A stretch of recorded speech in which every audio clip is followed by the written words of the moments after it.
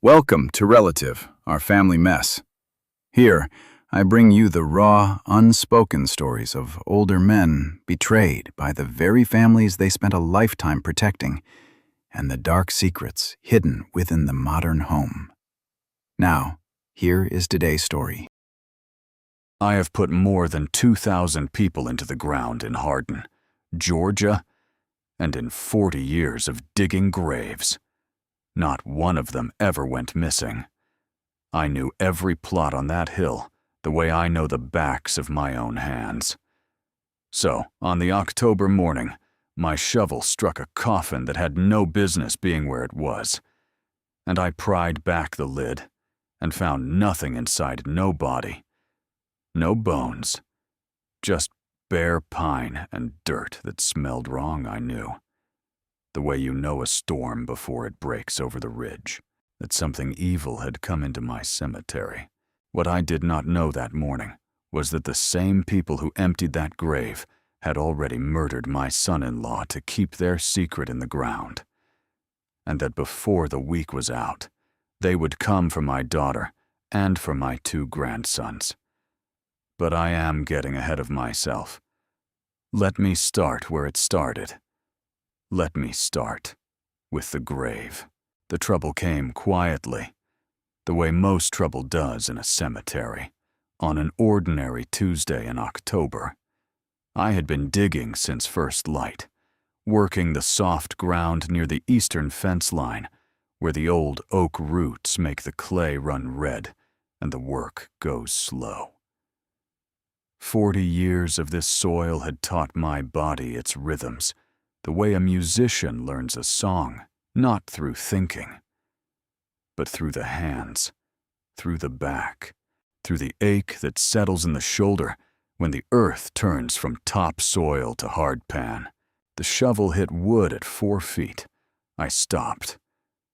I was digging a new plot for the Whitaker family. Their grandmother was coming home on Thursday, and there was supposed to be nothing here but Georgia clay and old roots. I got down on one knee and ran my hand along the lid.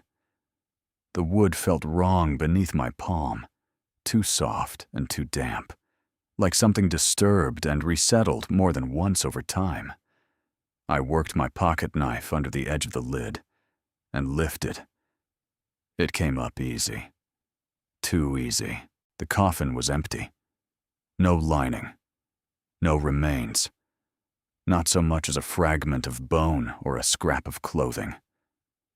I checked the marker 2 feet to the north, the small granite stone with the carved stone roses. Eunice May Phelps, born 1931, died 2009. Beloved wife, mother, grandmother. I had buried Eunice Phelps myself. September of 2009. It had rained that day, and her daughter stood at the graveside in a yellow raincoat that seemed wrong for a funeral, but somehow right for Eunice, who had kept yellow curtains in her kitchen for as long as anyone in Hardin could remember. I had lowered that coffin into this ground with my own hands and filled the hole pat by pat until the clay lay smooth. Now she was gone. I stood up slowly, the way a man my age stands when his knees have been talking to him since 5 in the morning. The October sky above Ezekiel Hill was pale and flat, the kind that gives nothing away. The sycamores along the fence had gone gold and rust, and behind the eastern hedge, a mockingbird was running through its whole catalog of borrowed songs. It sounded almost cheerful. The sound felt wrong. I thought about Marcus. My son-in-law had been in the ground 3 weeks. Pryor and Sons had handled the arrangements, the way they handled every arrangement in Hardin County. Harlan Pryor had stood at the service with his hands folded and his face set in the expression he kept for these occasions, the one that said he was a man who understood grief and took it seriously. His wife Geneva stood beside him in a gray dress, composed as a courthouse. Their son, Wade Marcus's older brother, big as a barn door and twice as loud, stood slightly apart, his jaw working like he was chewing something he could not swallow. Jolene had stood on the other side of the casket with Ezra and Eli pressed close to her sides, both boys in their dark jackets, watching the Pryor family the way young animals watch a thing they do not yet have a name for. I had wanted to walk around that casket and stand with my daughter and my grandsons. Instead, I stayed where I was, between the two families, the way a fence stands between two properties that disagree about where the line belongs. Marcus had been 34 years old, a quiet man with careful eyes and ink stains on his right hand, and a genuine laugh he did not owe to anybody. He had loved my daughter without making a production of it, and he had been dead in 8 weeks, from the day of his diagnosis to the day I watched them lower him into this same clay. Pancreatic cancer. Doctor, Barnwell had said. Fast moving. Nothing to be done. I had never trusted a thing that moved that fast. I looked at the empty coffin one more time, then across the eastern slope to where Hardin lay below the steeple of First Baptist, the water tower with its faded green paint, and at the end of Clement Street, the white clapboard building with the black iron sign, Pryor and Sons Funeral Home, established 1962, serving Hardin County with dignity and care.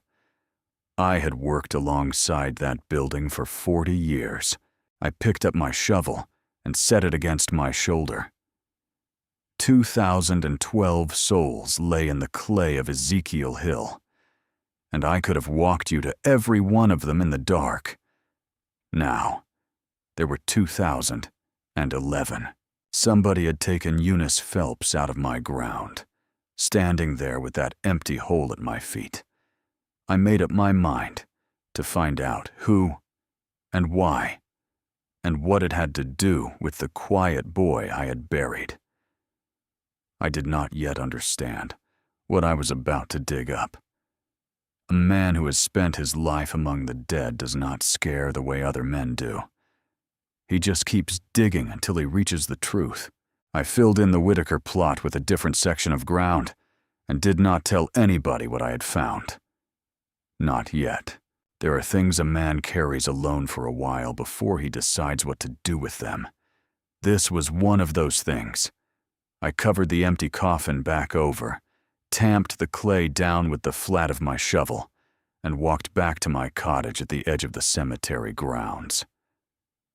I washed my hands at the kitchen sink, watching the red Georgia clay swirl down the drain, and I stood there at the window, looking out at the rows of headstones until the water ran clear and cold. I was drying my hands on the dish towel when the telephone rang. There is a particular quality in the air before a phone call that is going to change something a stillness, like the moment before a storm comes over the ridge. My hand was on the receiver before the second ring finished.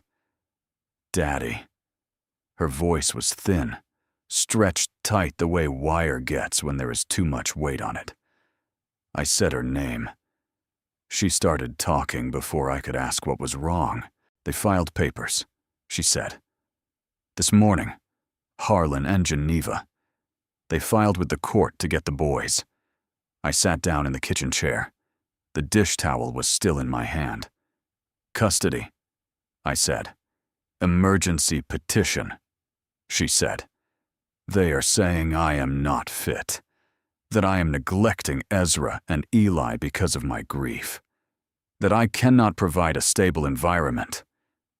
Daddy, I have not left this house in 3 weeks, except to go to the grocery store. I have been here with my boys every single day. Her voice broke on that last word, and then held itself together. The way Jolene always did, cracking at the edges, but never all the way through. She had her mother's stubbornness in her. There was something else, she said. Her voice dropped. Geneva came by yesterday afternoon. She brought a casserole. She sat in my kitchen and she was kind. Daddy, she was so kind. And then she put a piece of paper on the table beside the dish.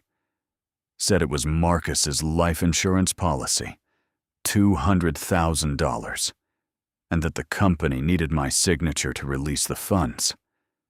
She said the Pryors just wanted to make sure I was taken care of. I asked what she did. I told her I needed to read it first. Jolene said she left the paper. I read it after she was gone.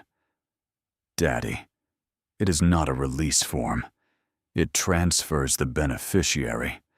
It would sign the money over to the Pryor family estate. I set the dish towel on the table. I will be there in 20 minutes, I said. I drove the 12 miles to Jolene's house with both hands on the wheel, and my mind running through things I should have paid more attention to. Jolene had married Marcus Pryor 4 years ago, and I had liked the boy from the start. He was not like the rest of his family in any way I could see. He had called me sir until I told him to stop, and then called me Clem.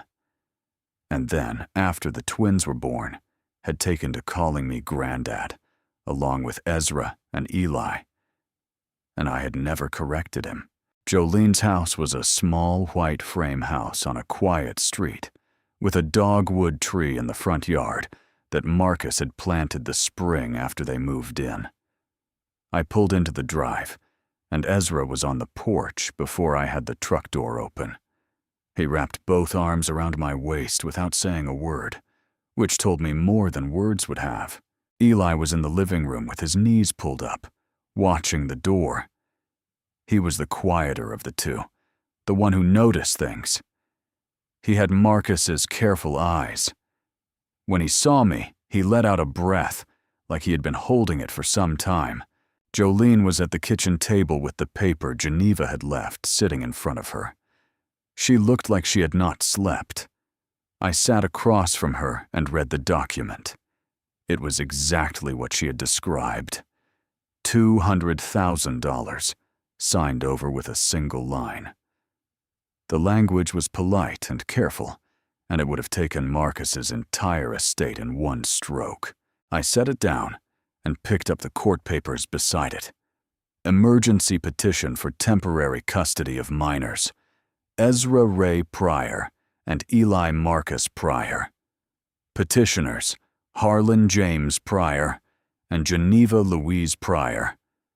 The language was the kind designed to sound reasonable while it takes everything away from you. Concerns regarding the primary guardian's emotional stability. Documented failure to maintain consistent household routines. The best interests of the minor children. It called my daughter incapable. In the same quiet official tone a man uses when he is certain you cannot fight back. I folded both papers and put them in my jacket pocket. Jolene looked at me across the table. She said, "Daddy, before Marcus got sick about a month before Dr. Barnwell found anything Marcus told me he had come across something wrong at work. Something to do with the cemetery. He would not say what exactly. He said he needed to be sure first." She paused. She was watching my face. "He never told you what it was," I said. "He never got the chance," she said quietly. Outside on the street, a heavy vehicle turned the corner. I heard the engine before I heard the tires, the low grinding idle of a big truck running rough. I heard it slow. I heard it stop. Then I heard the door. Wade Pryor filled the door frame the way a barn door fills a gap completely, and with no particular awareness that the space he occupied might belong to somebody else. He was a big man, always had been. Marcus had been lean and quiet, built for precision work, for reading a transit level and marking survey stakes with a steady hand. Wade was built for something different. He had their father's wide shoulders and their mother's hard jaw. And he smelled of the funeral home even when he was nowhere near it, that combination of chemicals and flowers and something else underneath that I had always associated with managing the dead. He was holding a paper, folded once. "Jolene," he said. He did not look at me. "Wade," I said. He looked at me then. His eyes were a flat gray-green, the color of the river on a cloudy day. "This is a family matter." "Clem," he said, making it clear that was a polite way of asking me to leave. I stayed where I was. I was standing between him and the kitchen table, which was where I intended to stay. He looked past me at Jolene. He held up the paper. "Mama just needs your signature on this," he said. "Insurance company is holding things up. It is your money, too. Once the estate is settled, everybody gets taken care of." It was a smooth enough speech, but I had spent 40 years reading the ground for what lay underneath the surface, and what I heard underneath that speech was something I did not care for. Jolene said, "Wade, I am not signing anything right now."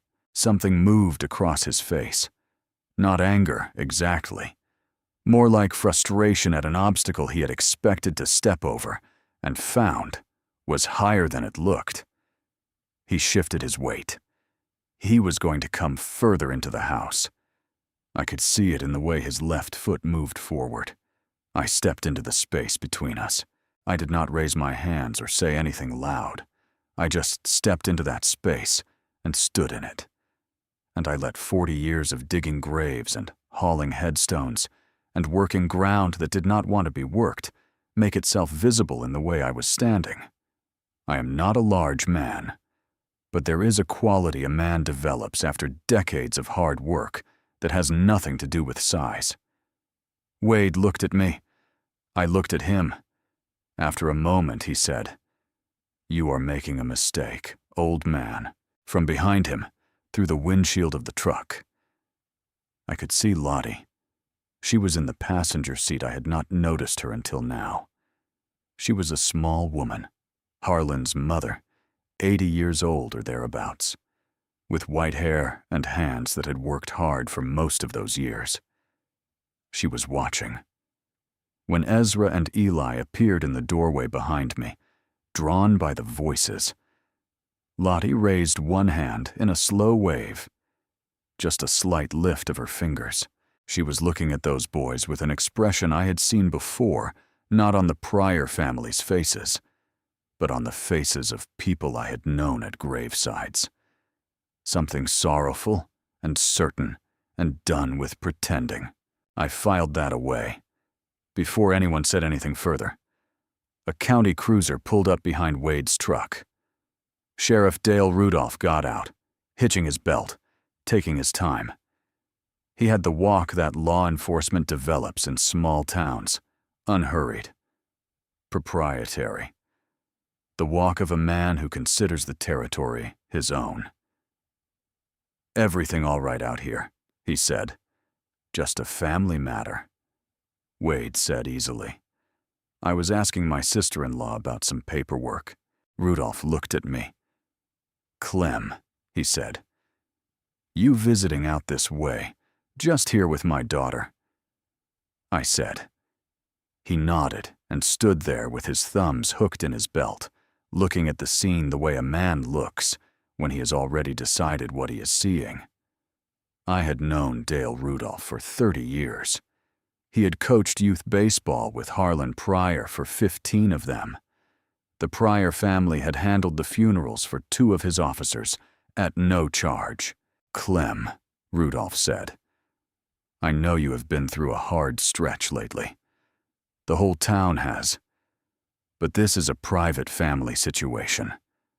I expect you understand that. A gentle enough warning, The kind that does not sound like one until you think about it later. Wade left without the signature. He walked to his truck with the unhurried stride of a man certain he will be back. Lottie did not turn as the truck pulled away. She kept her eyes forward.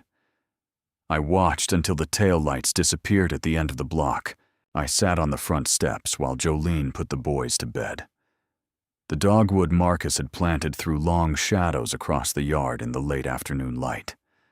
I took the folded papers from my pocket and held them without reading them. I already knew what they said. I was thinking about something else. The empty coffin, the custody petition, $200,000. Marcus knowing something was wrong at the cemetery, and then dying before he could say what it was, and Lottie Pryor, sitting in that truck, waving at her great-grandsons with an expression that looked less like a grandmother and more like a woman saying goodbye.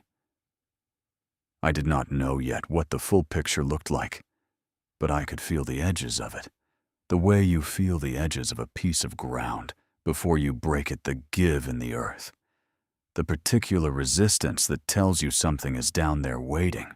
Jolene and the boys were asleep by 9. I sat in the living room for a while in the dark, listening to the house breathe, and then I let myself out the back door and crossed the yard to the garage. Marcus had kept it neat. That was the first thing I always noticed about him, the care he took with his tools and his work. His transit level sat on the shelf above the workbench, cleaned and cased. His drafting pencils stood in a ceramic cup in order of hardness, sharpened to identical points.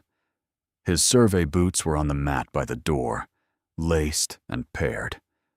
A man who kept his tools this way was a man who planned to use them again. There is a particular kind of grief in a workspace where everything is still ready and the man is not coming back. I sat on the stool at the workbench for a while without turning on the overhead light.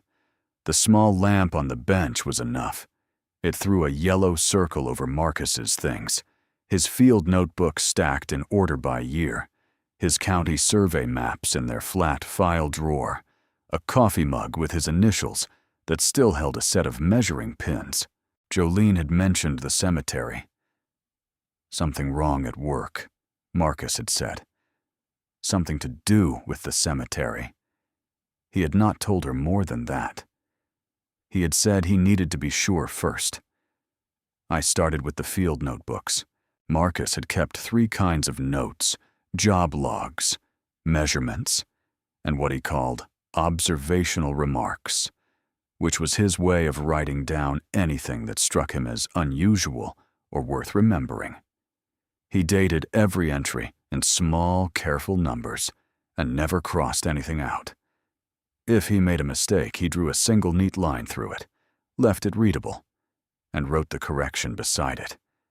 He was that kind of man. He did not erase. He corrected and moved on. I read through his last 3 notebooks, the ones from the past 6 months, working by lamplight in the quiet garage. Most of it was routine property line surveys, easement work, boundary disputes between neighbors. In the 4th notebook from the top, I found the pages about Ezekiel Hill. He had begun the county cemetery survey in late August, about 6 weeks before he went to Dr. Barnwell with the first symptoms. The work order was a standard boundary verification requested by the county assessor's office. It should have been unremarkable. The notes were unremarkable for the first 2 weeks. Then the handwriting changed. It did not become less precise. Marcus's handwriting never became less precise. But the pressure of the pencil on the paper changed. The letters went a little deeper into the page, the way a man's hand goes when he is writing something that troubles him. Beside a series of plot coordinates in the eastern section of the cemetery, he had written 4 words in a small box. Soil inconsistent, recent disturbance. Below that, the same notation. And again. 3 pages later, I counted them. Across 9 pages of notes, spanning 12 separate plot locations. Marcus had written that same phrase, or a variation of it. 2 of the plots he had flagged twice, with additional notes. One read depth readings, inconsistent with historical records, further verification needed. Another read compare with registry, something is wrong here. The last notation in that section was dated 2 days before his first appointment with Dr. Barnwell. It was only 3 words. I need documentation. I sat back and looked at the ceiling of the garage for a long time. Then I went to the shelving unit on the north wall, the metal industrial shelving Marcus had built himself, floor to ceiling, organized by project type. Behind the bottom shelf, pushed flat against the wall, and held there by a short length of bungee cord, was a cardboard tube I had not noticed before. It was the kind used for storing rolled drawings. It had no label. I pulled it out. Inside were 2 survey maps, rolled together. The first was a standard county plat of Ezekiel Hill Cemetery, the official version, the kind filed with the assessor's office. The second was a copy of the same map, but covered in Marcus's red pencil marks. He had drawn small X symbols over more than a dozen plots, scattered across the eastern and southeastern sections.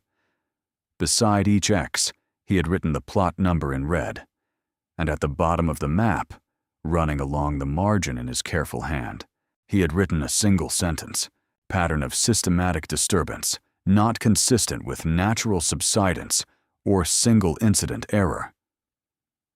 I set the map on the workbench under the lamp and looked at it for a long time. It was not one grave. It was not a handful of graves. It was a pattern across a large section of the cemetery, marked by a surveyor who did not make careless judgments and did not write things down unless he was certain enough to put his name to them. And Marcus Pryor had died before he could put his name to this. I thought about Eunice Phelps. I thought about the empty pine box and the wrong-smelling dirt and the 12 other X marks on this map. I rolled the maps back into the tube. I held it in my hands in the quiet garage, and I thought about what it had cost Marcus to find this, and what it might cost me to do something about it. Then I tucked the tube inside my jacket and walked back across the dark yard to the house. I drove home from Jolene's house with the map tube on the seat beside me and did not go to bed. Instead, I sat at my kitchen table and spread Marcus's marked map under the lamp and studied it the way you study the face of someone you are worried about looking for the thing you missed before. The red X marks were concentrated in the eastern section of the cemetery, the older section, the rows of graves that had been there the longest and were visited the least. The families that had buried people there were mostly gone themselves now, or moved away, or old enough that a trip to the cemetery had become difficult. Nobody was tending those graves. Nobody was checking. Past midnight, I put on my work boots. I wrapped my flashlight in a strip of red cloth to dim it, the way I did when I needed to see, but did not want to be seen from the road. I took my short-handle spade, the one I used for tight work, and I walked out of the cottage and into the dark cemetery with Marcus's map folded in my back pocket. I had dug this ground for 40 years. I knew the feel of undisturbed earth, the weight of it, the particular resistance of clay that has settled slowly over many years, the way it comes up in neat blocks when your spade goes in clean. Undisturbed ground has a grammar to it. It has layers topsoil, then the transition zone where roots thin out, then the heavy clay beneath, and when those layers are intact, you can read them the way you read a page. When they have been broken and refilled, the grammar changes, the layers mix, the density changes, the earth gives differently under the blade. I started with the third plot on Marcus's list, the one he had flagged twice. Reverend Cornelius Thomas, Buried 2006. 18 years in the ground. I cut a test hole beside the marker, 18 inches deep, narrow enough not to disturb the face of the grave.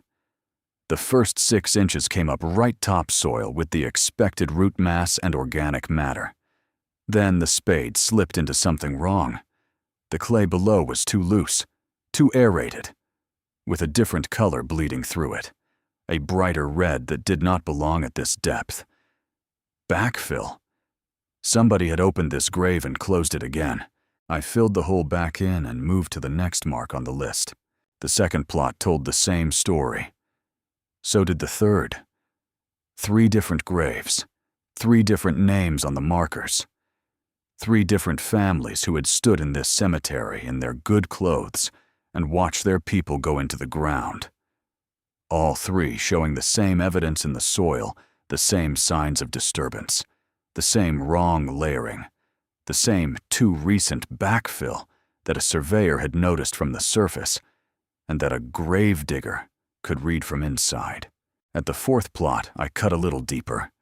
The spade hit resistance at 2 feet, something solid that was not rock and not wood.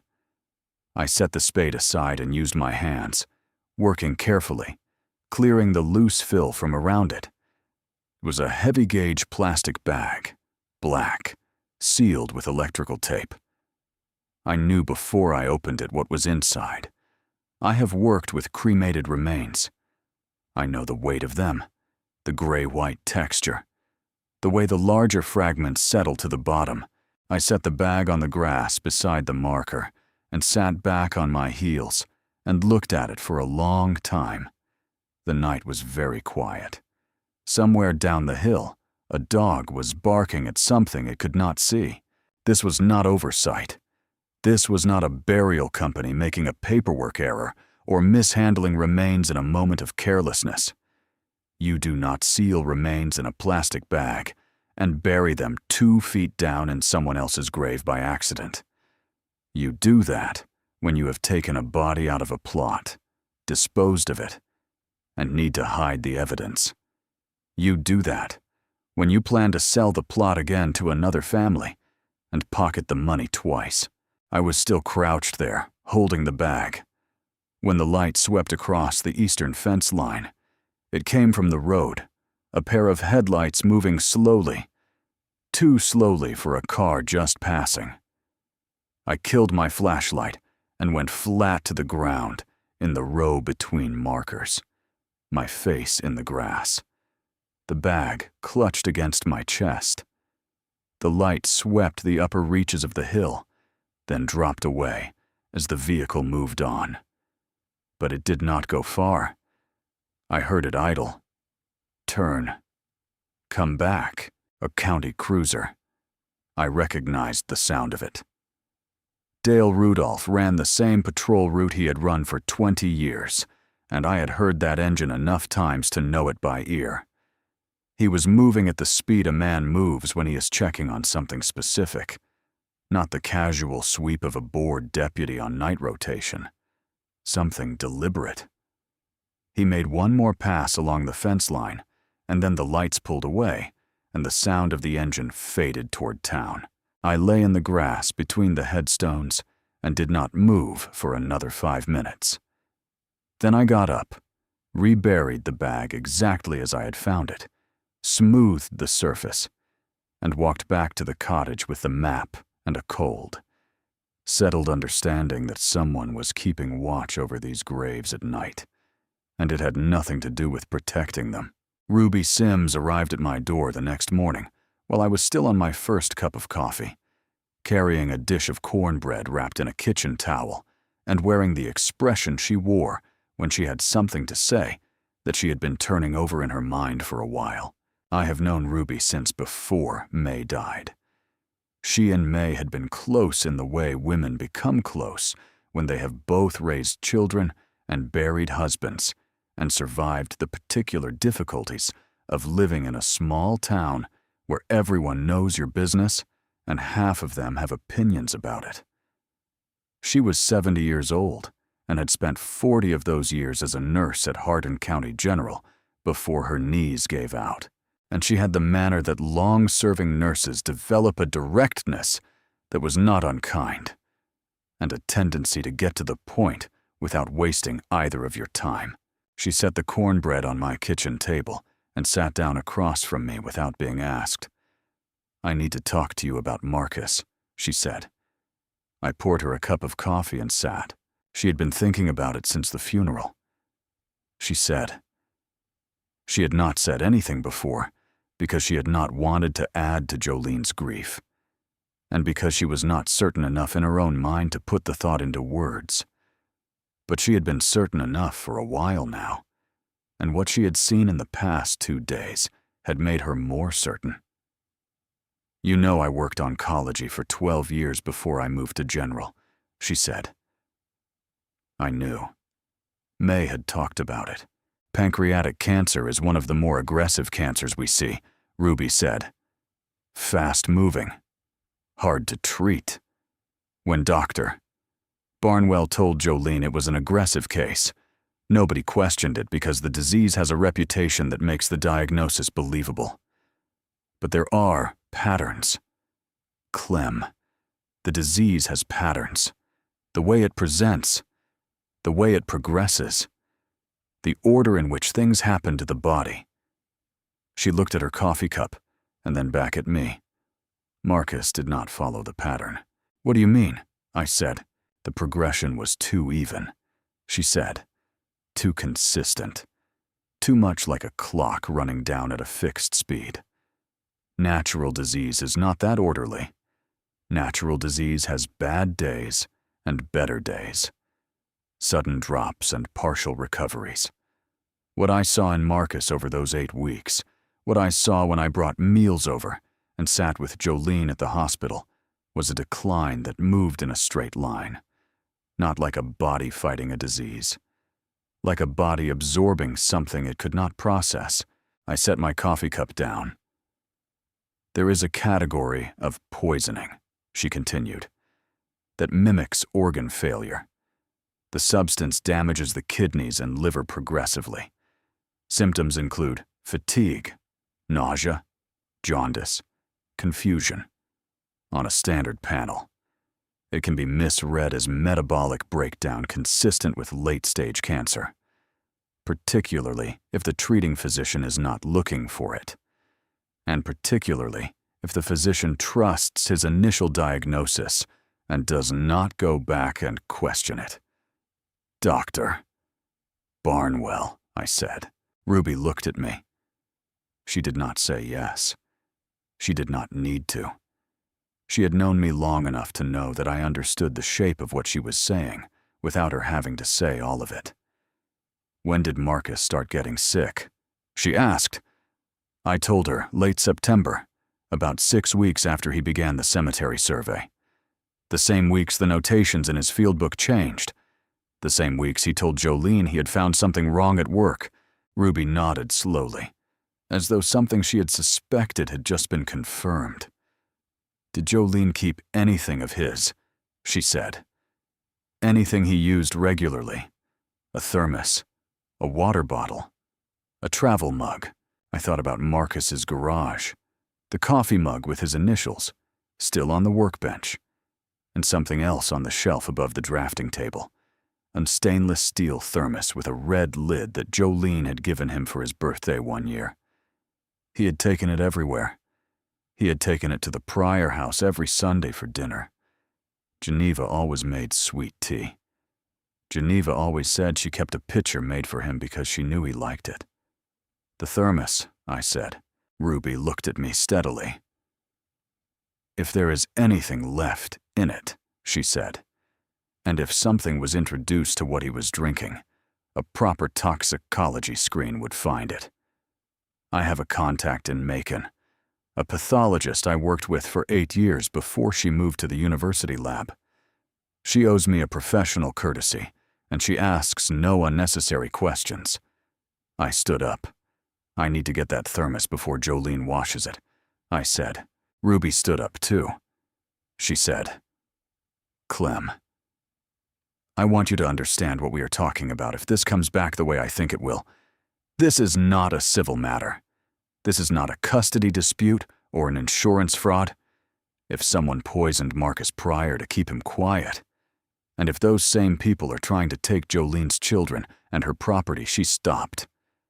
She looked at me the way a person looks when they want to make sure the words land. This is the kind of thing men go to prison for. I looked back at her. I know what it is, I said. I have known for a day now what direction this is pointing. I was just waiting for someone else to see it too. She held my gaze for a moment. Then she picked up her coffee cup and drank from it and said, "Go get the thermos."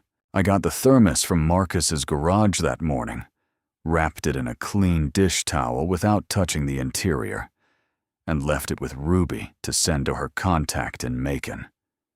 Then I spent the rest of the day doing what I always did when I needed to think I worked. I mowed the grass between the headstones. I reset a marker that had settled crooked over the winter. I raked the gravel on the main path. I worked until my hand stopped shaking. That night, I went back to the eastern section with Marcus's map. I had studied the map carefully since finding it. I had memorized every X mark and every notation. But there was one symbol I had not yet investigated. At the very back of the eastern section, where the cemetery fence met the tree line and the land sloped down into a shallow drainage ditch, Marcus had drawn a small triangle with a question mark inside it. No coordinates, no plot numbers, just the symbol, and below it, 2 words in his careful hand. Check here. The drainage ditch ran along the back of the cemetery property for about 100 feet before it curved into a concrete culvert under the road. It was not visible from the main path or from the gate. It was overgrown and rarely visited. When I had tended the cemetery over the years, I had cleared it out twice, maybe 3 times, because standing water bred mosquitoes in the Georgia summer. I knew the ground there. I knew how it was supposed to look. It did not look right. The vegetation along the ditch bank was wrong. The grass and weeds that should have grown uniformly over undisturbed soil had a different color and texture in a section about 15 feet long. Not dead. Not obviously disturbed from a distance. But I had spent 40 years reading ground, and I could see the difference the way a man who has read the same book many times can see that a page has been changed. I set my flashlight on the bank and started digging. The first bag was 8 inches down. Black plastic. Heavy gauge. Sealed with electrical tape. The same as the bag I had found in the 4th plot 3 nights earlier. But this one was heavier. The second bag was beside it. The third was below the second. I worked for 30 minutes, clearing the loose fill carefully, exposing what was beneath. I found 11 bags in that first section. I moved 6 feet further along the ditch bank and found more. When I finally sat back on my heels and looked at what I had uncovered, I counted 34 bags arranged in rough layers under 2 feet of fill, stretching along the back of the property like a hidden archive. 34. I sat in the dark for a while without moving. The number was large enough that my mind kept sliding away from it, the way a hand slides off a wet rope. 34 sets of remains. 34 families who had stood at gravesides in this cemetery and said goodbye and gone home, believing their people were at rest in the ground they had paid for. 34 plots that the Pryor family had quietly sold again, pocketed the money, and left these people here in the dark under a drainage ditch like discarded lumber. I opened one of the bags. I did not want to. I did it because I needed to understand what I was looking at. and because these people had been hidden long enough. Inside was what I expected: cremated remains, the gray-white ash and fragment of bone that is what a person becomes when the body is reduced by heat. Mixed in with the ash were small objects that had survived the process: a fragment of a ring, a button, a small piece of metal that had once been a watch clasp, and at the bottom of the bag, caught in the corner of the plastic, a silver bracelet. I held it under the flashlight. It was a simple chain bracelet with a small engraved plate. The engraving was worn but legible. The name on it was Luella. I set the flashlight down and held the bracelet in both hands and didn't do anything else for a long time. Luella Jenkins had died in 2017 at the age of 81. I had buried her on a Thursday afternoon in late October, in the plot her family had purchased in the early 90s when her husband passed. Her granddaughter, a young woman named Delia, who drove down from Atlanta for the service, had brought a bunch of sunflowers and laid them on top of the casket before I lowered it. She had said, "Grandma always said sunflowers are the only flower worth growing." I remembered that. I remembered the yellow of the flowers against the dark wood. I remembered Delia's face. I put the bracelet in my shirt pocket, above my heart, and buttoned the pocket closed. Then I began recovering the bags, working as carefully as I had uncovered them, patting the fill back into place, smoothing the grass. It was slow work, and it took me the better part of an hour. When I was done, I stood and looked at the restored bank in the thin light, and could not see the difference from how it had looked before. But I knew what was there. I said the only thing there was to say. Said it quietly into the night air in the direction of the 34 bags. I am sorry. I did not know. But I know now. And I am going to bring every one of you back to where you belong. And the people who put you here are going to answer for it. I picked up my spade and walked back up the hill. The call came the next morning before 8 o'clock. I had slept 3 hours and was on the porch with my coffee watching the October sun come up over the headstones when my phone rang. Jolene's voice had a quality I had not heard in it before: not fear exactly, and not anger, but the particular flat calm that comes over a person when they have decided not to fall apart. "They sent someone from child services," she said. "Yesterday afternoon, a woman with a clipboard who asked Ezra and Eli questions about their meals and their sleep and whether anyone had spoken to them about their father. She said there had been a report. She called it a concerned citizen complaint. The report described things that only someone who had been in the house would know." I said. Jolene was quiet for a moment. "Yes," she said. I set my coffee cup on the porch railing. "Pack what the boys need for a week." I said, "Come here."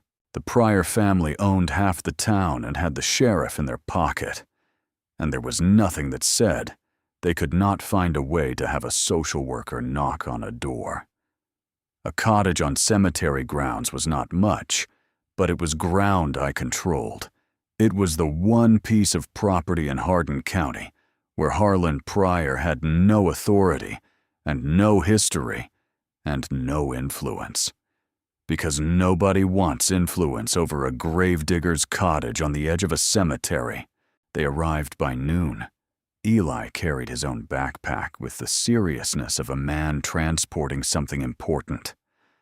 Ezra walked ahead of him and immediately wanted to know if he could look at the headstones. "You can look," I said. "Don't lean on them." He considered this reasonable and went. Eli stood beside me while I carried Jolene's bag inside. He looked at the cemetery the way a thoughtful child looks at something large and unfamiliar, taking his time with it, not rushing to an opinion. "Are the people really down there?" he asked. "Every one of them," I said. He thought about that. "Are they okay?" he said. I looked down at him. He had Marcus's eyes, and Marcus's way of asking the questions other people skipped past because they seemed too simple or too difficult. "That's what I'm working on," I told him. "That's exactly what I'm working on." Jolene made us all grilled cheese sandwiches for lunch on my old gas stove while the boys explored the cottage, opening every cabinet and reporting their findings to each other in the serious tone of surveyors.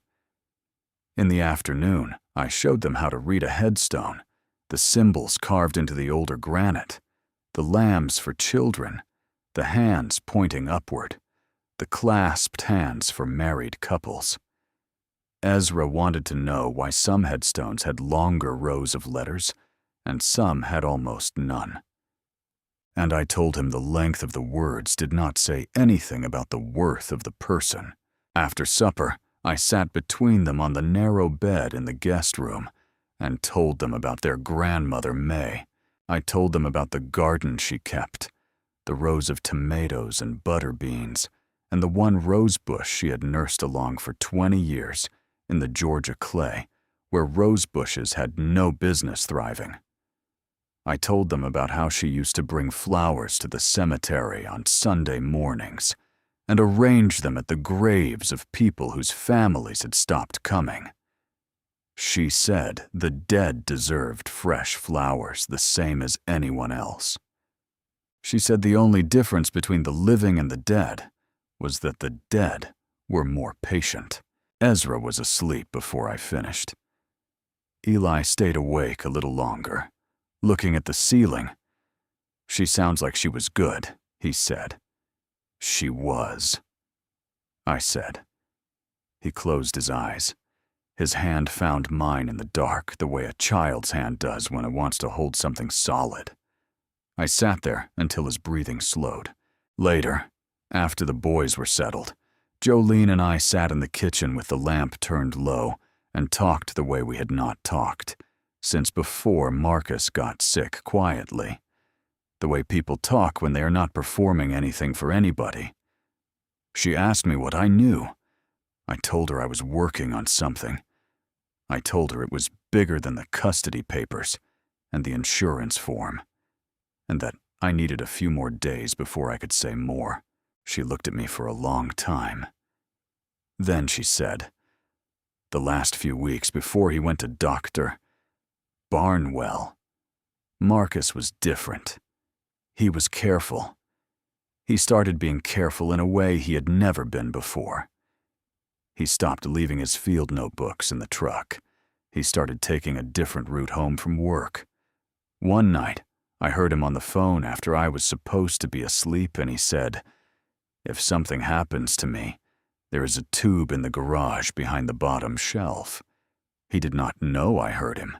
He was afraid," I said. She nodded. "He was afraid for me," she said. "Not for himself. He never said anything about being afraid for himself." I looked at my hands on the kitchen table, the hands that had buried Marcus, the hands that had carried 34 bags of somebody's parents and grandparents back to where they belonged. The Pryors were running 2 fights at the same time. I understood then. They were pressing Jolene on the custody and the money to keep her occupied, to keep her looking at the immediate thing so she could not look at the larger thing. As long as she was fighting for her children, she was not thinking about why her husband had died. It was a simple enough strategy. It required only that she stay frightened and exhausted. They had not counted on her father having nowhere else to be. I drove to the sheriff's office the next morning with Marcus's survey map in a manila envelope and photographs I had taken of the drainage ditch with my old camera. I had also written a summary of what I had found, the disturbed plots, the bags of remains, the survey notations that matched the physical evidence. I had dated it and signed it at the bottom. I wanted it to be a record, whatever happened next.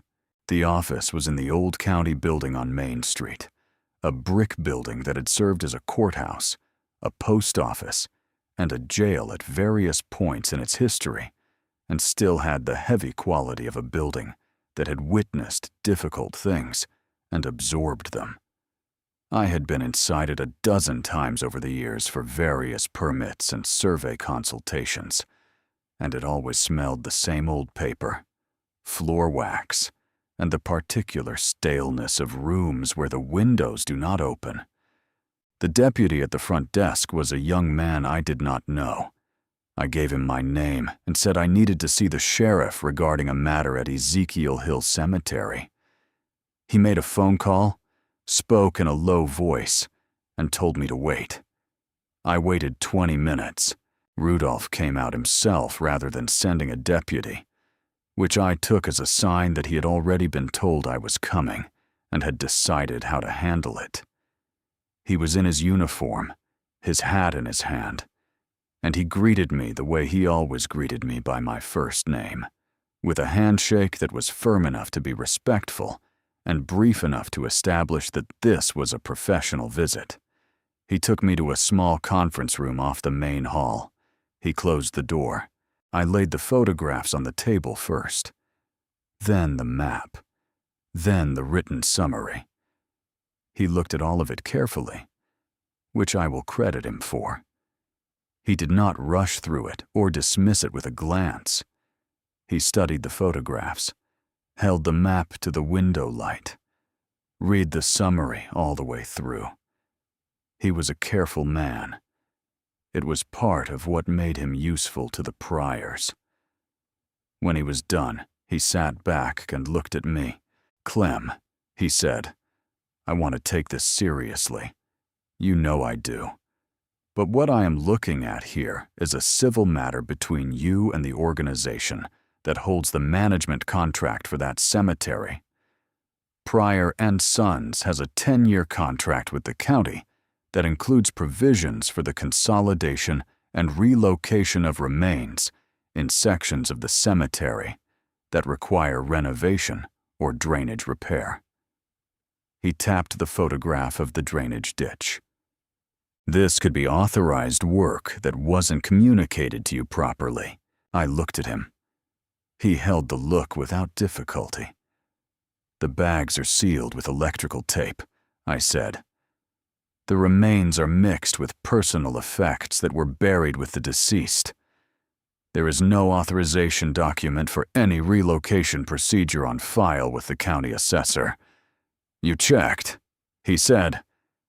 It was not entirely a question. I checked. I said. He was quiet for a moment. Then he said, "Clem, I hear what you are telling me. I do.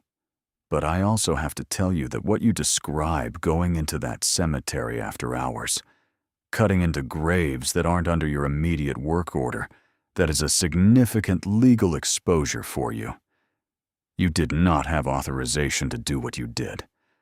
So did the people who put those bags there," I said. He looked at me steadily. "I need you to be careful," he said. "You have your daughter and those boys to think about. This is not the moment to be doing things that give the Pryor family legal ammunition against you. Do you understand what I am saying?" He was not warning me off for my own protection. He was telling me that if I kept pressing, they would use it against Jolene. The warning was wrapped in apparent concern, which was the most effective kind. I gathered my photographs and my map and my summary and put them back in the envelope. I stood up. He stood up across the table. And for a moment we looked at each other across the distance of the conference table and the distance of 30 years of living in the same small town. "I appreciate your time," I said. He walked me back to the front hall, He shook my hand again at the door. I walked out of the county building and stopped on the sidewalk. Harlan Pryor's black Cadillac was parked in the loading zone directly in front of the building's side entrance. It was the only spot reserved for official use. There was no permit on the dash.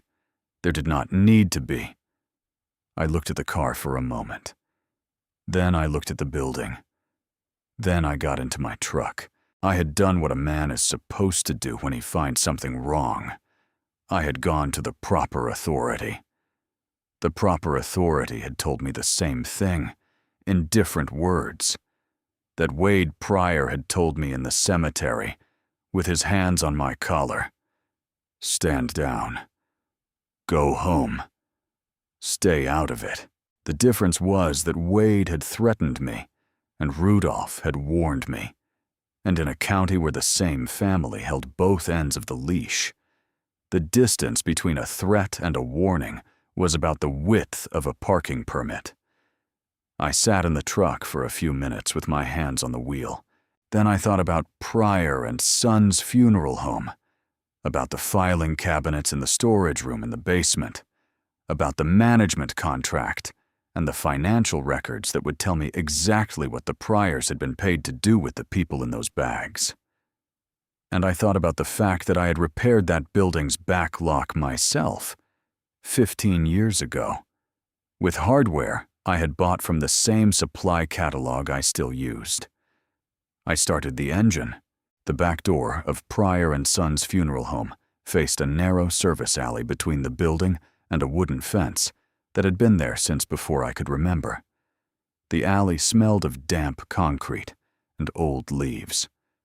No streetlight reached it. At 2 a.m, it was as dark as the inside of a closed casket, which I suppose was fitting. I had driven past the building twice during the afternoon, once slow enough to check the rear entrance without stopping. The lock was a commercial deadbolt, the same model I had installed 15 years ago when Harlan had called me in to do some work after a water pipe burst in the basement. He had asked me to rehang 2 doors and rekey the exterior locks after the repair crew had been through. I had used hardware from a supply catalog I had worked with for years. The deadbolt on the back door was a model I knew the way I knew my own truck, its tolerances, its wear points, and the precise way it responded to a probe if the original key had been used regularly enough to leave a readable pattern in the pins. It took me 4 minutes to open it. Inside, the building smelled of what funeral homes always smell of, the industrial-grade floral disinfectant they use to manage the other smell underneath, the one that never entirely leaves a place where the dead are processed. I had been in this building enough times over the years, delivering paperwork or attending arrangement meetings with families, that I knew the layout. The filing room was in the basement, through the preparation area, and down a short flight of stairs. I moved through the preparation room with my flashlight wrapped in the red cloth, keeping the beam low. The stainless steel tables were empty. The refrigeration units hummed in the dark, 3 of them lined against the east wall. I did not look at the unit doors. The basement stairs were wood, and I knew which ones creaked. I had repaired the 3rd and 7th steps myself. I stepped over both of them. The filing room was a long, narrow space that ran under the front half of the building. Metal shelving units lined both walls, stacked with accordion files and cardboard boxes, organized by year going back 30 years. A 4-drawer filing cabinet stood at the far end, with a simple wafer lock that opened with a bent paper clip in under a minute. I started with the cabinet. The top drawer contained the pre-need contracts the agreements families signed when they pre-purchased burial services. There were hundreds of them, organized alphabetically. I pulled a sample from each decade.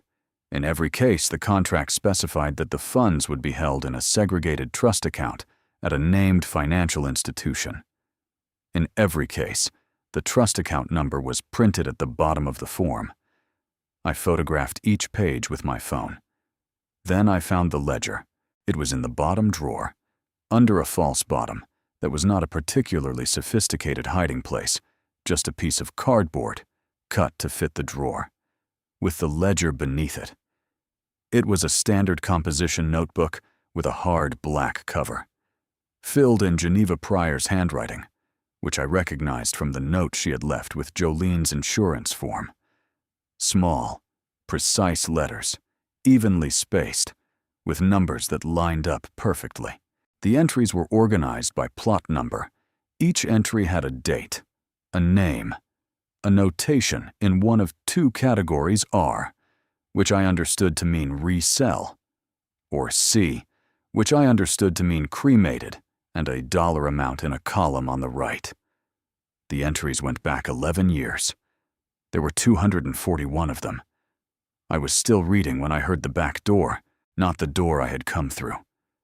The side door, the one that opened to the parking lot on Clement Street. A key in a lock. Then the particular sound of a heavy man's work boots on concrete.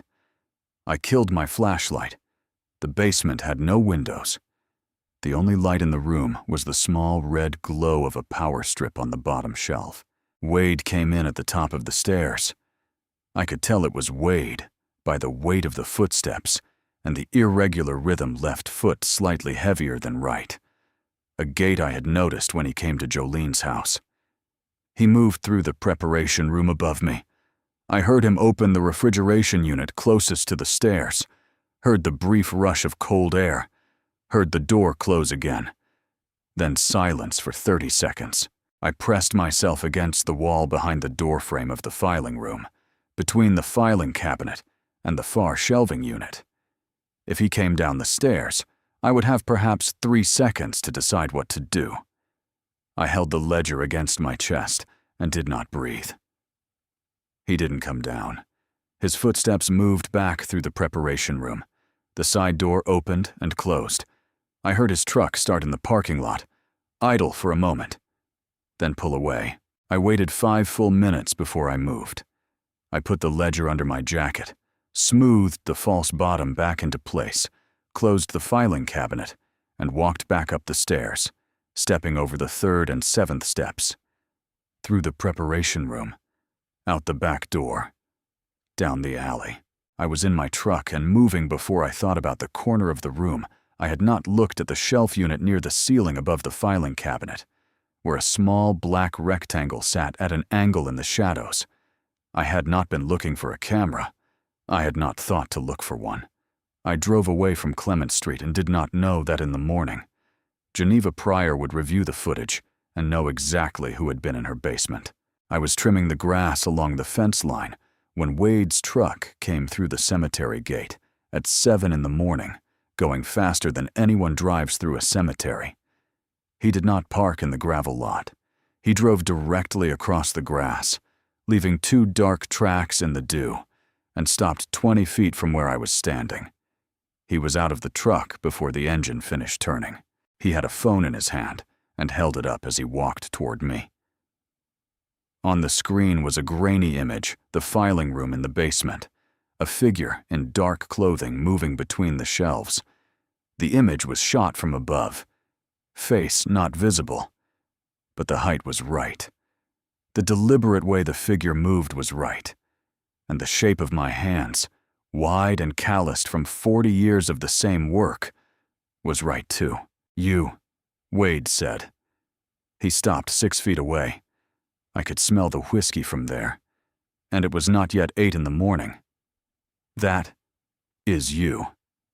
I set down my trimmer. He took the remaining 6 feet in 2 steps and put both hands on the front of my jacket and shoved. I went back hard, my right shoulder catching the corner of a granite marker, the impact sending a bright spike of pain through my arm and up my neck. I stayed on my feet.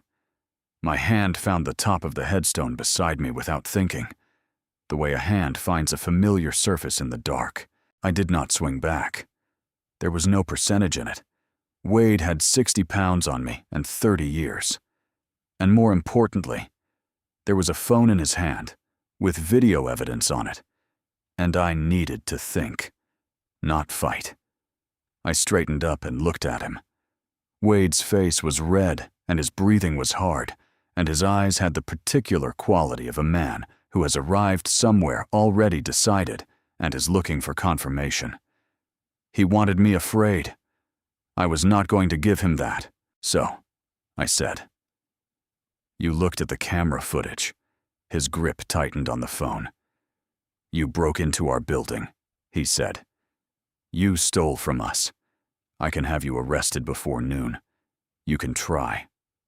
I said, I want you to think about what comes out in that process.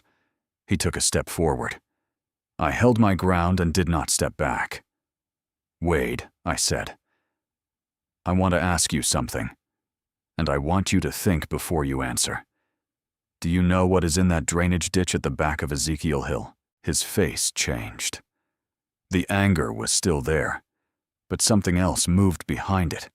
A shift.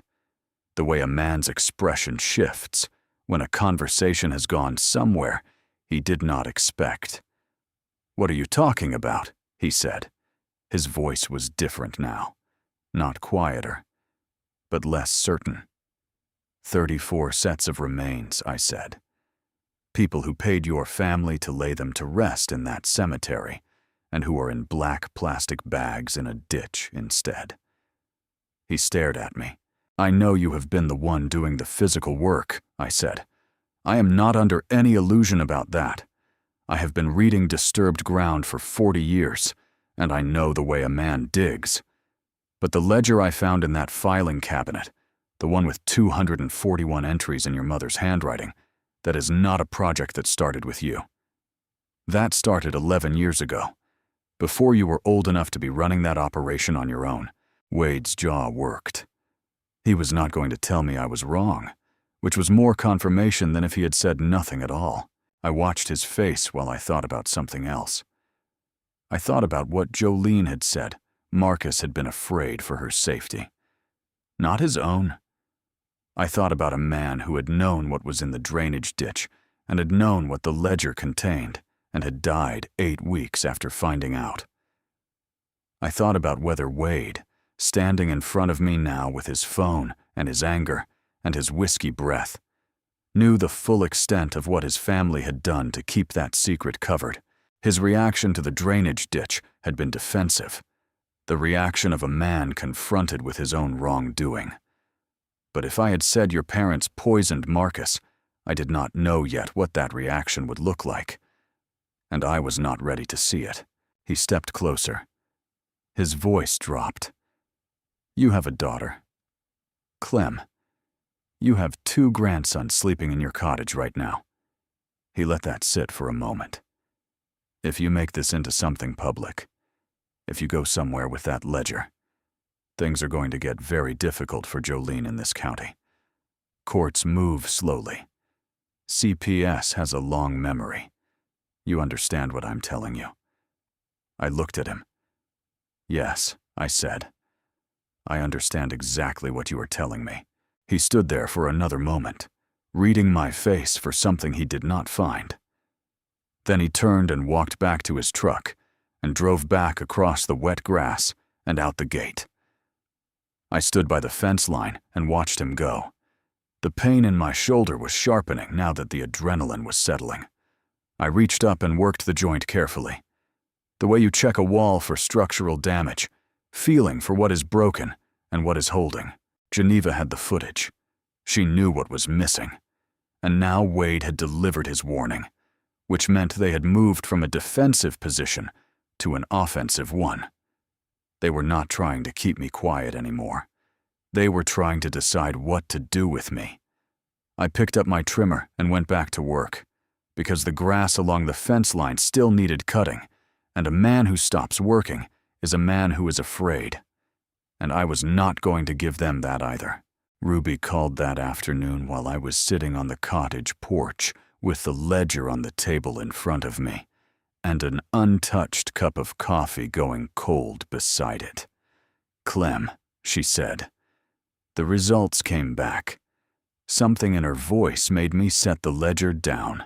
She was quiet for a moment in the way that medical people are quiet when they have information that is going to change things. Ethylene glycol, she said. It was in the residue at the bottom of the thermos. Significant concentration, sufficient for prolonged low-dose exposure over a period of weeks. I did not say anything. She continued, using the professional language she used when she needed to get through something difficult without stopping. Ethylene glycol is the primary component of most commercial antifreeze.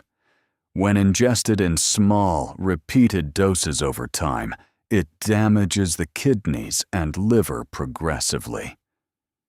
The metabolic breakdown products cause crystalline deposits in the renal tissue, which can present on imaging as consistent with late-stage organ failure. Without specific toxicological screening, the kind a diagnosing physician would not routinely order, unless poisoning was already suspected, it would be easily misread as rapid-onset cancer. She stopped. Then she said, more quietly, Marcus was not sick. Clem, he was being poisoned. I set the phone down on the porch railing without ending the call. I could still hear Ruby's voice, distant and small, saying my name. I sat there with my hands on my knees and looked at the cemetery.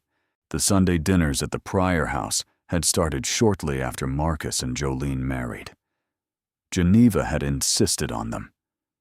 Every Sunday, roast chicken or pot roast, or a ham, and Geneva's sweet tea, which she kept in a ceramic pitcher in the refrigerator and poured herself into Marcus's glass because she knew how he liked it.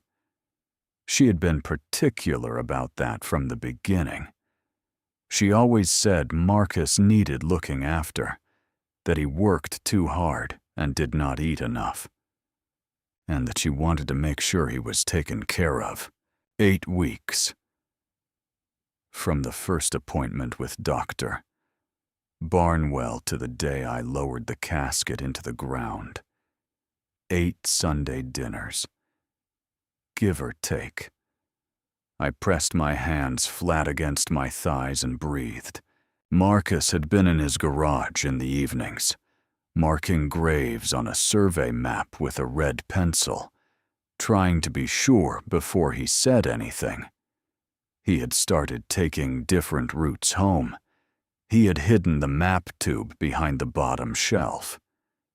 He had been afraid for Jolene, not for himself, which meant some part of him had understood that the danger was present, and that the people responsible were people who came to their house every Sunday and sat at their table and watched their children play. He had not been fast enough. I picked up the phone. Ruby, I said. I am here, she said. The chain of custody, I said. The thermos, the sample she sent, where does that stand legally? She had thought about it.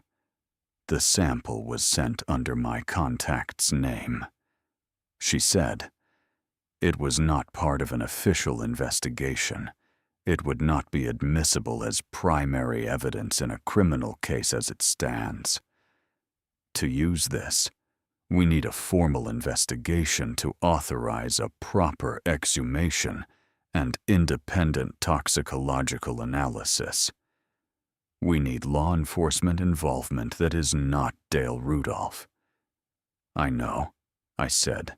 Clem, she said. I want you to hear this clearly. What we have is confirmation that a crime occurred. What a prosecutor will need is a chain of evidence that does not run through an unauthorized break-in and a private lab test arranged by a retired nurse. We need inside testimony. Someone who was present. Someone who saw something. I was looking at the cemetery while she spoke, at the rows of headstones in the October afternoon light. The elms along the fence had lost most of their leaves, and the graves were visible between the bare branches. Lottie Pryor was 80 years old and lived in the house on Clement Street that she had shared with her son's family for 30 years. She was in that house every Sunday. She sat at that table every Sunday. She poured her own tea from her own glass and watched Geneva pour Marcus's from a separate pitcher that lived in the refrigerator and was not offered to anyone else. I knew something about Lottie Pryor that her family did not know. I knew she came to sit on her front porch every afternoon at 3 o'clock, when the rest of the house was quiet, and that she sat there alone and rocked in the same chair her late husband had used, looking west toward the cemetery hill. I had seen her there a dozen times over the years when I had driven past on Clement Street. She sat there the way old people sit when they are keeping company with something they cannot put down. I know who can prove it, I said. Who? Said Ruby. I need a day. I told her. I need a day. And I need you to make sure those lab results are somewhere safe that is not your house. She was quiet for a moment. Then she said, I already made 2 copies. One is in a safe deposit box at the bank in Macon. The other is with my daughter in Savannah. You always were the smartest person in this county. I said. She said, go do what you need to do. And Clem, be careful. If Geneva Pryor is capable of what that thermos tells us she is capable of, she is capable of more than you have seen yet. I ended the call and sat with the dead weight of it for a while. Then I got up, washed my face at the kitchen sink, and drove back toward Clement Street to check whether the chair on Lottie Pryor's porch was occupied. It was. I had planned to walk to Lottie Pryor's porch at 3 o'clock that afternoon. I was eating breakfast and going over what I intended to say when I heard the car pull up outside. Not Wade's truck, something lighter. A sedan, moving carefully. I heard 2 doors open. I heard footsteps on the gravel path. I knew before I got to the window. The woman from Child Services was the same one who had come to Jolene's house, younger than I expected a person in that position to be, with a clipboard and a county lanyard and the careful expression of someone doing a job she did not enjoy. With her was a deputy I recognized from the sheriff's office, a man named Pruitt, who had been on the force 12 years and had never given me reason to dislike him until now. Jolene was in the kitchen doorway when I opened the front door. The woman had a piece of paper. She held it out to me first. Then, when I didn't take it, to Jolene. It is a temporary custody order, she said, signed this morning by Judge Haverford. I am required to transfer the minors into protective custody pending the outcome of the fitness hearing, Jolene said. No, just the word. Flat and final. The way May used to say it when something was not going to happen. Jolene had her mother's voice when she needed it. I understand this is difficult, the woman said. She seemed to mean it. She did not seem to be enjoying this. But the order is in effect. Ezra had appeared in the hallway behind Jolene, alerted by the voices. He looked at the deputy the way a boy looks at a uniform when he is trying to decide whether it means something good or something bad.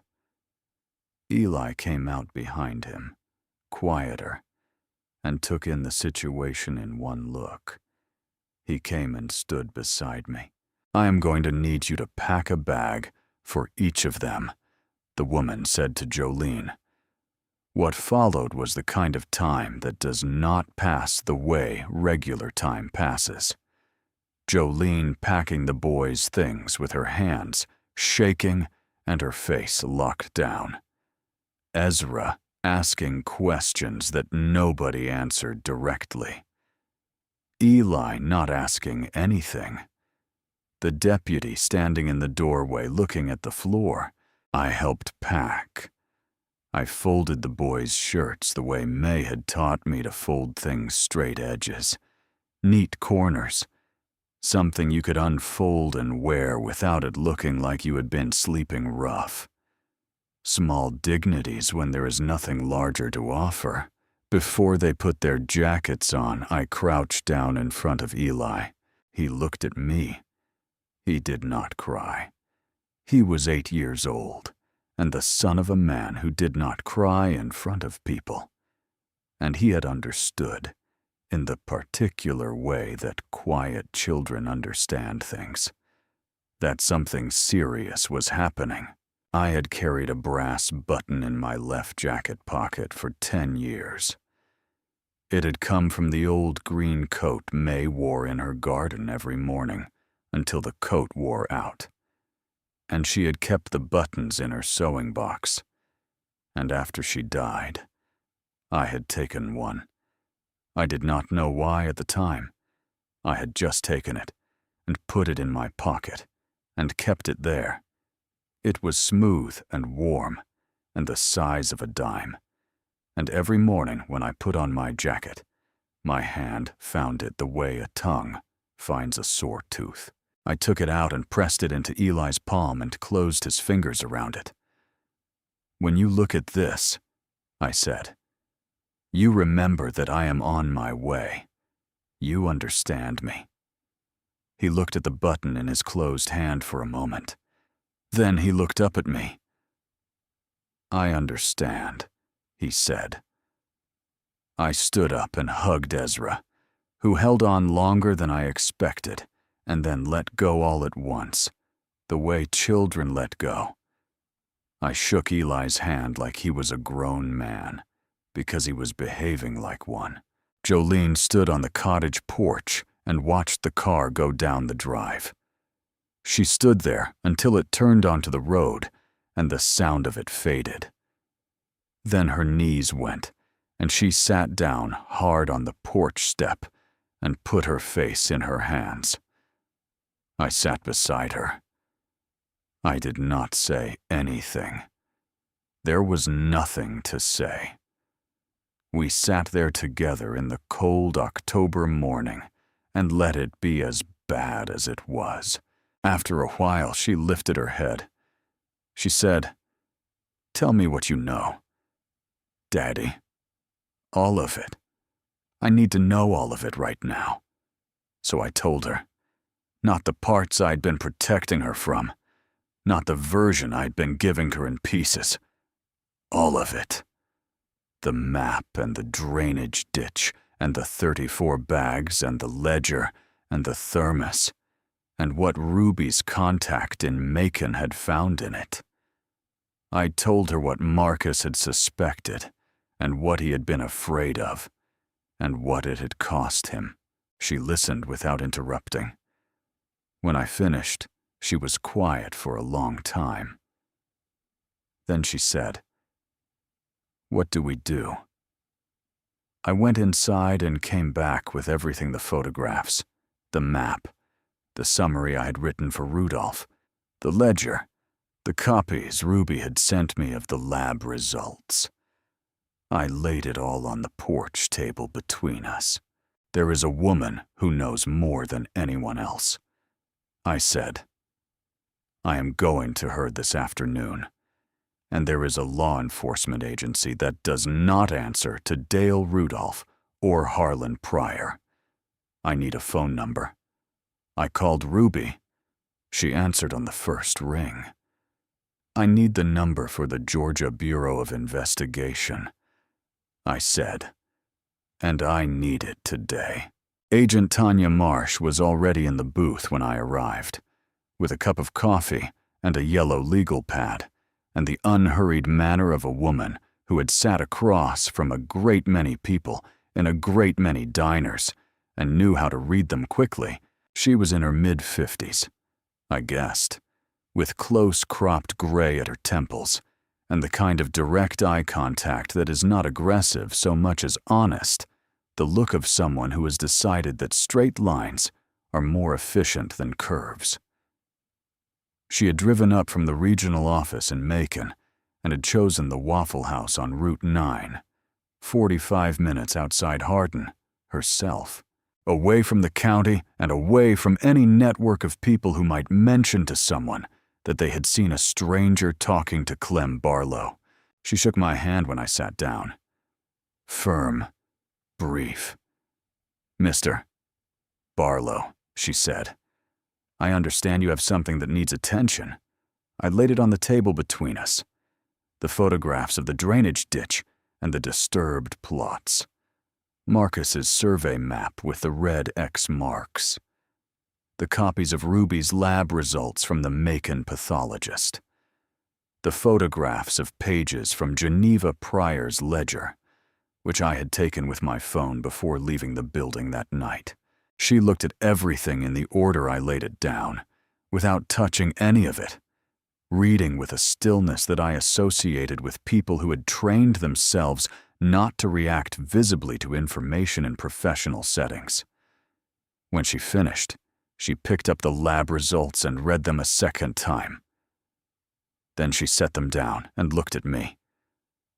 "Mr. Barlow," she said, "I want to be direct with you because I think you are the kind of man who prefers that." I told her I was.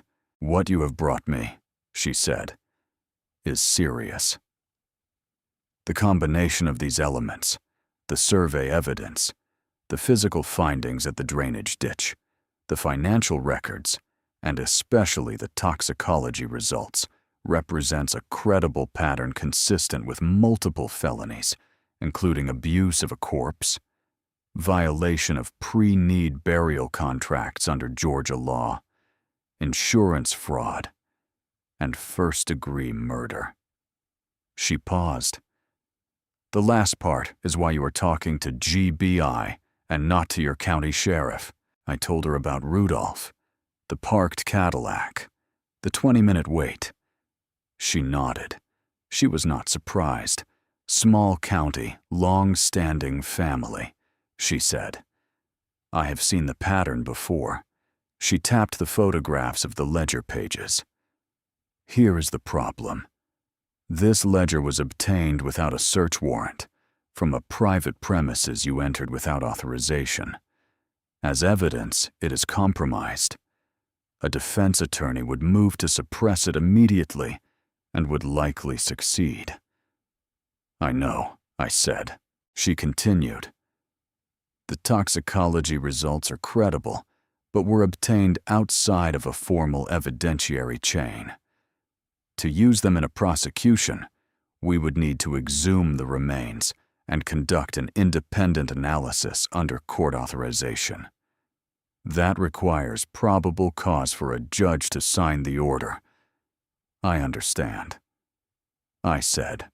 "What I can use," she said, "to establish that probable cause, what would allow me to go to a judge and ask for search warrants for the Pryor property, the funeral home, and the cemetery records, is a witness. Someone with direct knowledge of the fraudulent practices and, ideally, of what happened to Marcus Pryor.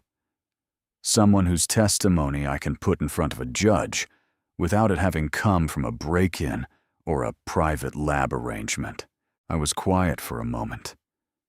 Outside the window, trucks moved on Route 9 in the early morning light. A waitress refilled my coffee without asking. She said, "Do you have someone like that?" "I think so," I said. She looked at me. Who I told her about Lottie. The porch. The 3 o'clock habit. The way she had waved at the boys in the truck with a face that had nothing of the Pryor family's certainty in it. Marsh listened without interrupting. When I finished, She was quiet for a moment, turning her coffee cup in her hands. "An elderly family member," she said. "That is difficult testimony to obtain. Courts are careful with it. Defense will challenge competence, will claim coercion. She is 80 years old and sharper than anyone I have met in this county," I said. "And she has been carrying something for a long time. I believe she wants to be asked." Marsh looked at me for a long moment with the direct, measuring look she had been using since I sat down. Then she said, "I am going to open a preliminary inquiry. That gives me 30 days of authorized investigation without alerting anyone. But to get search warrants to move on the funeral home and the cemetery before the Pryors have any reason to destroy evidence, I need that witness's statement in my hand. If the Pryor family gets any indication that GBI is looking at them, they will have those filing cabinets empty in 24 hours. She looked at her legal pad, then back at me. "I need the witness, Mr. Barlow, and I need her within 72 hours. After that, the window changes." I put my coffee cup down. I drove back to Hardin in the early afternoon with the October sun coming through the windshield at a flat angle that put everything in sharp relief. 72 hours. 3 days to sit down on an old woman's porch and ask her to undo everything her family had spent 30 years building. I had seen Lottie Pryor's face in that truck when the boys were taken. I had seen what was in her eyes. She was already waiting for someone to ask. I walked to the Pryor house on Clement Street at 3 o'clock in the afternoon, in plain daylight, down the middle of the sidewalk. No red cloth on a flashlight, no looking over my shoulder. I had spent 8 days working in the dark and doing what I had to do from the edges of things. And I was tired of it. A man walking down his own street in the middle of the afternoon was not breaking any law. Lottie Pryor was in the chair. She was rocking slowly, her hands folded in her lap, looking west toward the hill, where Ezekiel Hill Cemetery sat above the town. The sycamore in the front yard had dropped most of its leaves, and the afternoon light came through the bare branches at a low angle and caught the white of her hair. She did not seem surprised when I came up the walk. "I knew you were coming," she said. "I have been waiting since they took those boys." I sat down in the empty chair beside hers without being invited. We sat for a moment in the way old people sit together, taking inventory of the situation without rushing it. "Lottie," I said, "I need to know what you know." She rocked once. "I know a great deal," she said. "I have known a great deal for a very long time." She paused. "That is not something I'm proud of." Her voice was steady. Not the steadiness of someone who had made peace with what she was about to say, but the steadiness of someone who had decided to say it regardless. "Harlan started the grave program 11 years ago," she said, using that word program in the flat, factual tone of someone naming a thing they had refused to look at directly for too long. The business was struggling. The pre-need contracts had taken in money that had already been spent. He needed cash. The graves were assets he had already sold once. She looked down at her hands. I knew within the first year. I said nothing. "Why?" I said. She was quiet for a moment. "Because it was my son," she said. "Because I told myself it was not harming the living. Because I was old and afraid, and I told myself it was not my place." She paused. "Those are reasons. They are not good ones." I did not tell her she was wrong. Then she said, "Geneva is different from Harlan. Harlan did what he did because he was greedy, and weak. Geneva does what she does because she is strategic. There is a difference between those two things that matters. I asked what she meant. "Marcus," she said. The word landed like a stone. The boy had been here 8 months before he started his survey work. She said, "He was a careful man. He asked questions the way a careful man asks them, not obviously, just noticing things out loud." Geneva noticed him noticing. I watched her watching him. I thought I was imagining it. I was not. She stopped rocking. "One Sunday in September," she said. "I was in the kitchen doorway. I saw Geneva take a small bottle from the back of the cabinet, the shelf above the refrigerator, where she keeps things she does not want found. She poured something into the ceramic pitcher. Not much, just enough. She saw me watching and she said, 'It is a supplement for his energy. He works too hard.' I did not say anything. I went back to the living room and I sat down, and I told myself it was a supplement. I sat very still. The mug on the shelf above the drafting table in Marcus's garage had a muffler and valve diagram on the side, the logo of an auto parts supplier. My first husband ran an automotive repair shop for 30 years, she said. The smell of ethylene glycol is particular. It is sweet, almost fruity. You do not forget it once you know it. I had smelled that bottle. She looked at me. I told myself I was wrong. She said, "I told myself it was a supplement. I told myself this for 8 weeks, and then Marcus died." The rocking chair was still. The bare sycamore moved slightly in the cold air. "I am 80 years old," she said. "I do not know how many years I have left. I wrote it all down the night he died. I wrote it down because I was afraid I would die before the truth came out, and I did not know who to give it to, and I could not put it in the mail without knowing where it would land. I have been waiting for someone to come and ask me directly." She stood up from the chair. She moved with the careful economy of an old woman who has learned that her body requires respect. She went into the house, and the screen door closed behind her. When she came back, she was carrying a tin box, the kind used for storing sewing notions or old photographs. She held it out to me. Inside was a composition notebook, not the ledger I had taken from the filing cabinet, but an older one, filled with Geneva's handwriting going back further than the one I had found, with dates and entries I had not seen. Beneath that, a folded paper, a purchase receipt from a hardware store in Macon, dated 12 Septembers ago, for 1 gallon of commercial antifreeze. And beneath that, 4 handwritten pages in Lottie's own hand, dated the night Marcus died, describing what she had seen at the kitchen cabinet in September. I held the box for a long moment.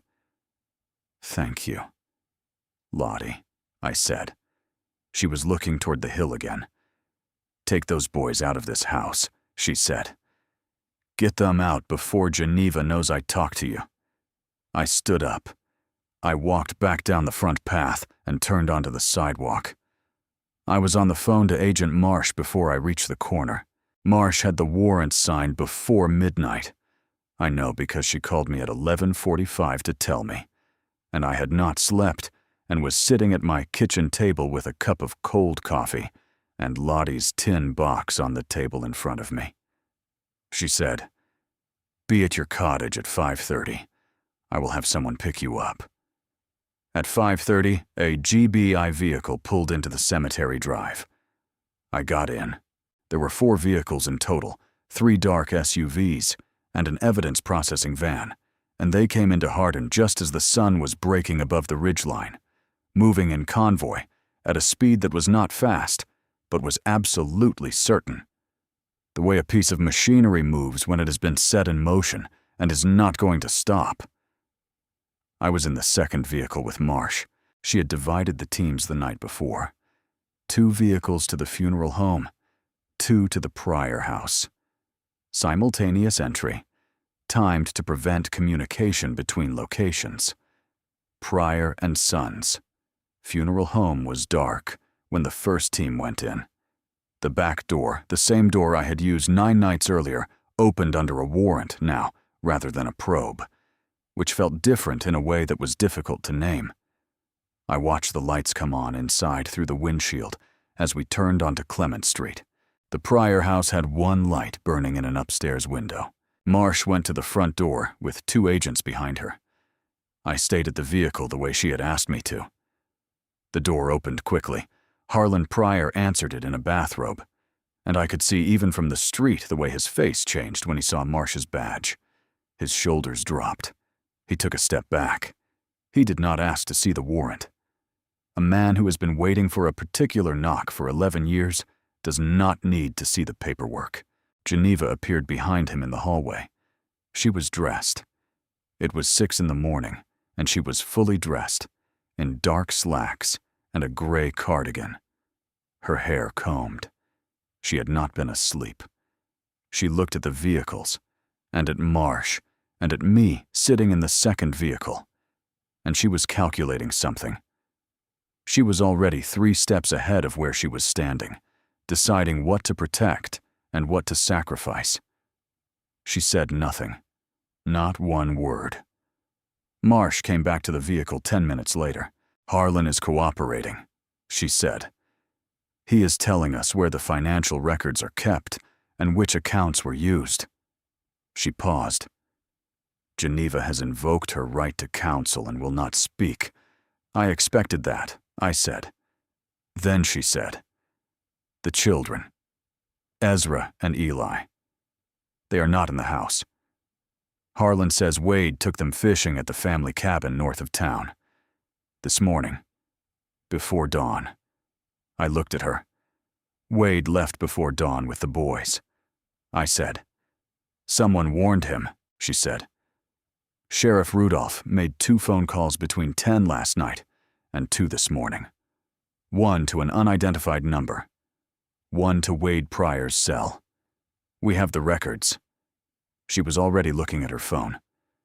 "Rudolph is being picked up at his residence right now." I got out of the vehicle. Marsh said, "Mr. Barlow, I have a team heading to the cabin. They will be there within 2 hours." I looked at her. 2 hours is the road time," I said. "The paved road. There is a logging track that cuts through the state forest northeast of the cemetery. It comes out half a mile below the Pryor cabin on the ridge. I have been on that track. I know where it goes." "How long?" she said. 40 minutes, I said. "Maybe 35. She looked at me for a moment. "Those are my grandsons," I said. "Wade is unstable, and he has been drinking for 3 days, and he does not know yet that his parents have been arrested. Whatever he is thinking right now, he is thinking it alone in a cabin with 2 8-year-old boys." Marsh was quiet for a moment. Then she said, "I cannot authorize you to go in ahead of my team." "I understand," I said. "I am not asking for authorization. I am asking you not to stop me."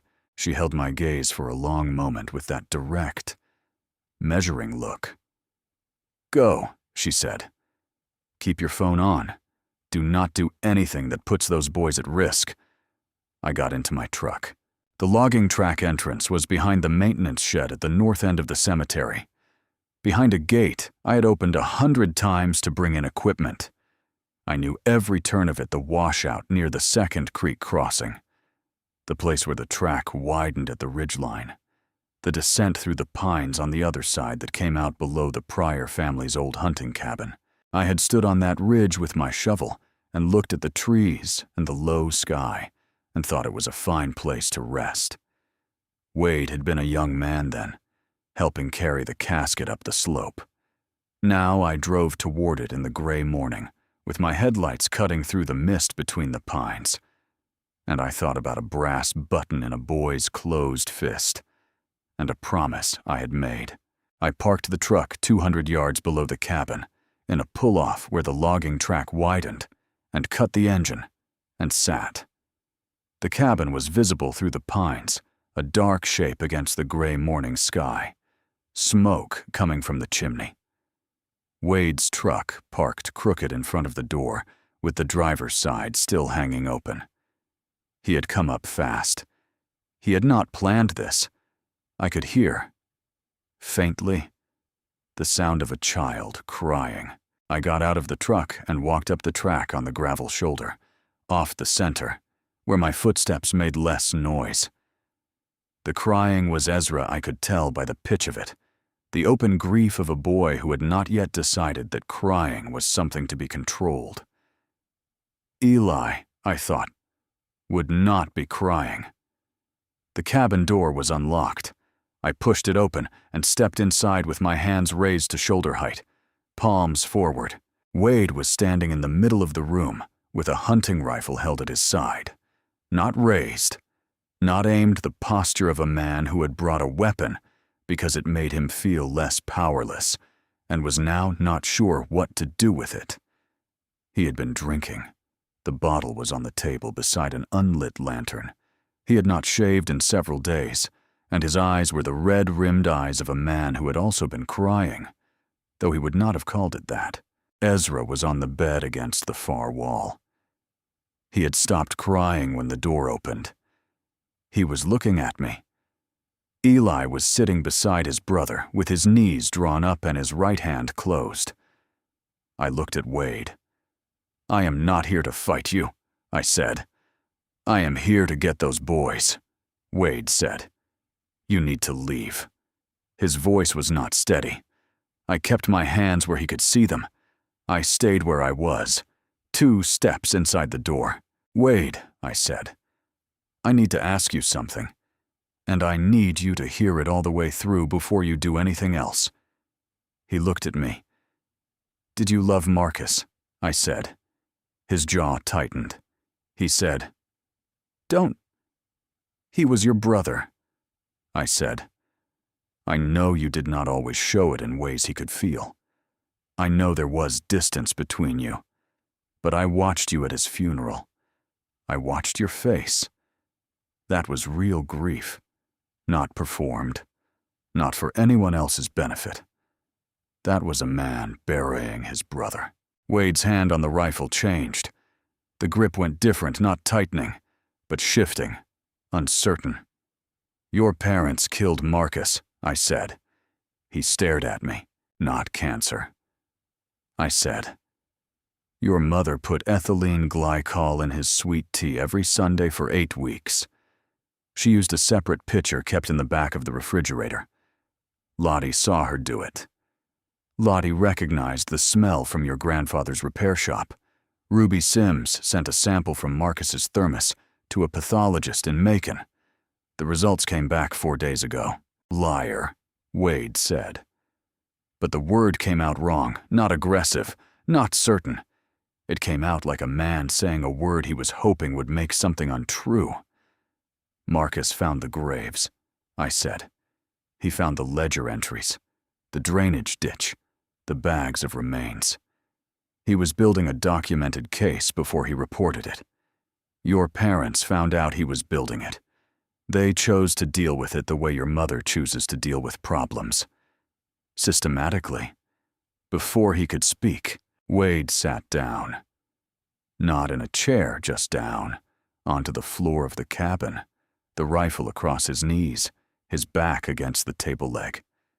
It was the sitting down of a man whose legs have stopped working. "You have done things I cannot excuse," I said. "You dug those graves. You helped cover it up for years. You are going to have to answer for that. But you did not put anything in your brother's tea. And you did not know they did. I watched your face when I told you. That is not the face of a man who knew." He was looking at the floor. His shoulders were shaking. "They told me it was cancer," he said. "They said it was cancer, and there was nothing to be done, and it happened fast. They said that was just how it went with that kind. I believed them. They were my parents. I believed them. I know," I said. He looked up at me. His face was not the face I had seen at Jolene's door, or at the cemetery, or anywhere in the 8 days since this started. It was the face underneath all of that. A man who had built his whole life on a foundation that had just been pulled out from under him in a single conversation in a cold cabin on a ridge in October. "Take them," he said quietly. He looked at Ezra and Eli. "Take those boys. Get them out of this family." He looked back at me. I should have done that myself. When I saw what they were doing, I should have taken them and walked away. I crossed the room. I put my hand on Ezra's back, and he stood up immediately and moved to my side. I looked at Eli. He opened his right hand. The brass button lay in his palm, smooth and worn. He looked up at me. "You came," he said. "I told you I would," I said. I picked him up. He was heavier than I expected, or perhaps I was tireder than I knew. I carried him toward the door with Ezra walking beside me, and when I stepped out onto the porch, the sound of engines was coming up through the pines from the logging track below, the sound of 3 GBI vehicles making their careful way up the ridge. I sat down on the cabin steps with a boy on each side of me and waited for them to arrive. 6 months later, in the first week of April, the dogwood trees on the hill at Ezekiel Hill Cemetery were in full bloom. I was raking the gravel on the main path when Jolene's car came through the gate, and I set the rake against the fence and went to meet them. Ezra got out first, the way he always did, already moving. Eli took his time, the way Marcus always had. A great deal had happened in 6 months. I will tell you what matters. Geneva Pryor was convicted of murder in the 1st degree and sentenced to life without the possibility of parole. The jury deliberated for less than 4 hours. Lottie Pryor's 4-page letter, read aloud in the courtroom, was the last piece of evidence presented before the prosecution rested.